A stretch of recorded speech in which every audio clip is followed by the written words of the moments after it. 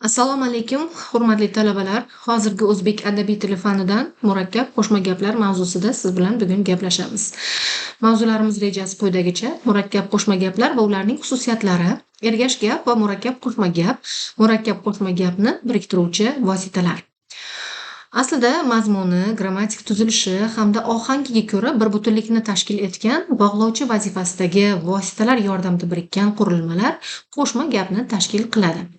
O'zbek tilida qo'shma gaplar ma'lum ma'no munosabatlarini ifodalashi, grammatik belgilari, tuzilishi va ohangiga ko'ra 3 turga bo'linadi.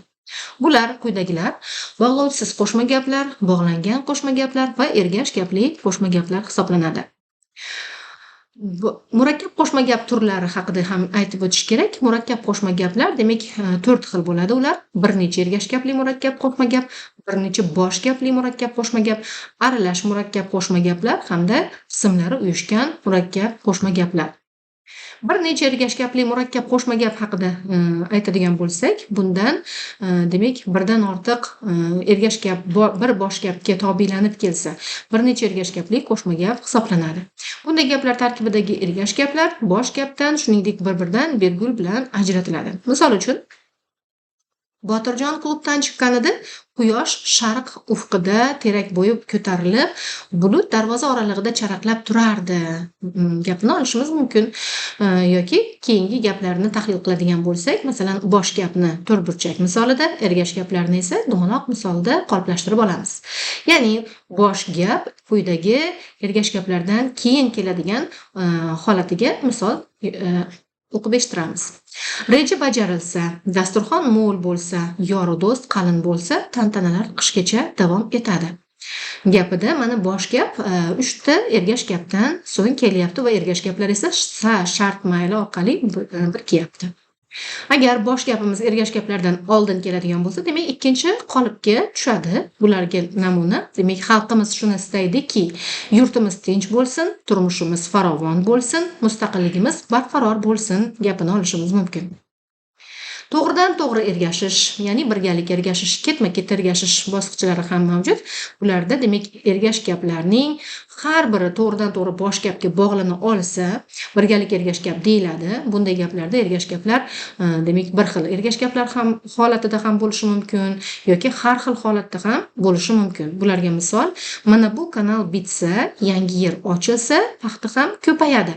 Ko'rib turganingizdek, bosh gapga demak to'g'ridan to'g'ri ergashish mumkin bo'ladi. Ma'no hech qanday g'alizligi yuzaga kelmaydi.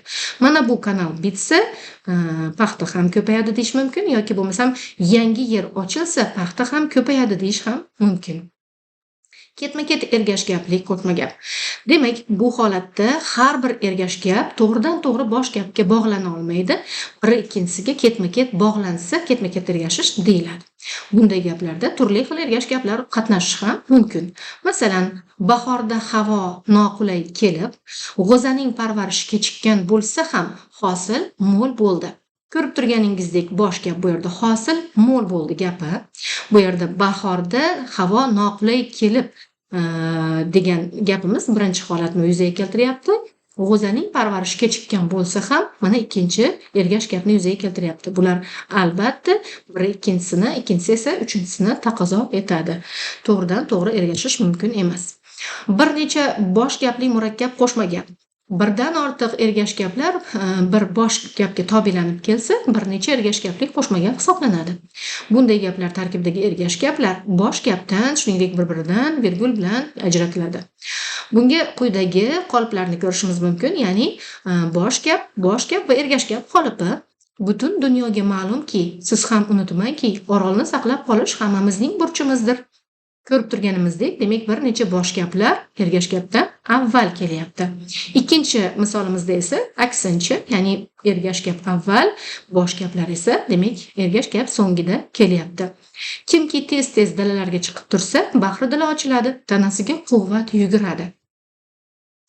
Aralash murakkab qo'shma gaplar haqida aytamiz.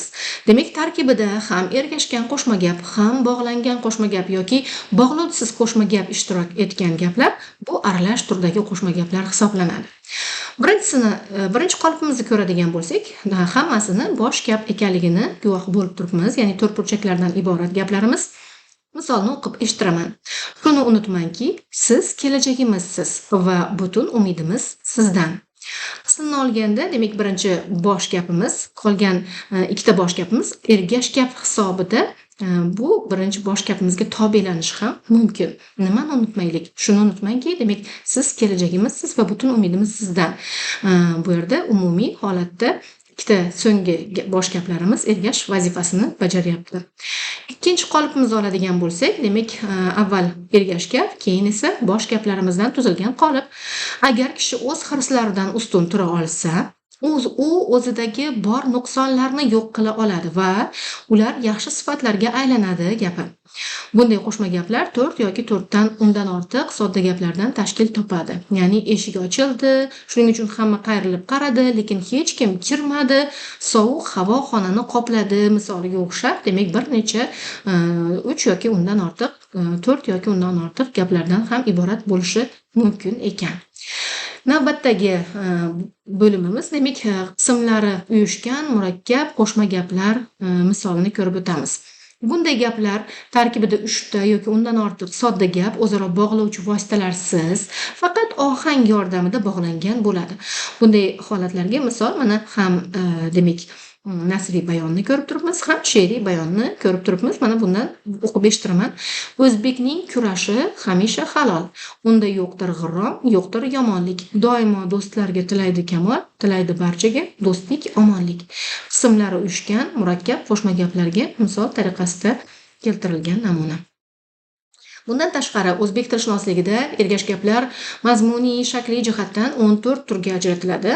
Ular ega ergash gapli qo'shma gaplar, kesim, to'ldiruvchi, aniqlovchi, ravish, o'lchov daraja, chog'ishtirish, o'xshatish, sabab, maqsad, qayd, o'rin, shart, to'siqsiz hamda natija ergash gapli qo'shma gaplar hisoblanadi. Bulardan yana bir namuna, ya'ni natija ergash gapli qo'shma gaplarga misol ko'rib o'tamiz. Natija ergash gap ki yordamchisi orqali birikadi.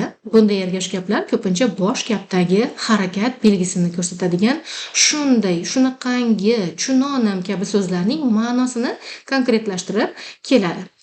Asrorqul chilimni shunday qattiq tortdiki, sarxonasidan alanga ko'tarildi. Xuddi shu misolni o'rnida mana bu joyda, demak, natijada degan so'zni ham qo'yish mumkin bo'ladi natija ergash gapli qo'shma gaplarda. O'qib eshittiraman. Asrorqul chilimni shunday qattiq tortdiki, natijada sarxonasidan alanga ko'tarildi. Mana shu holatlar bilan, demak, natija ergash gapli qo'shma gaplarni topish mumkin bo'ladi. Quyidagi savol va topshiriqlarga e'tibor qaratasiz, diqqat bilan topshiriqlarni o'z vaqtida bajarasiz. E'tiboringiz uchun rahmat.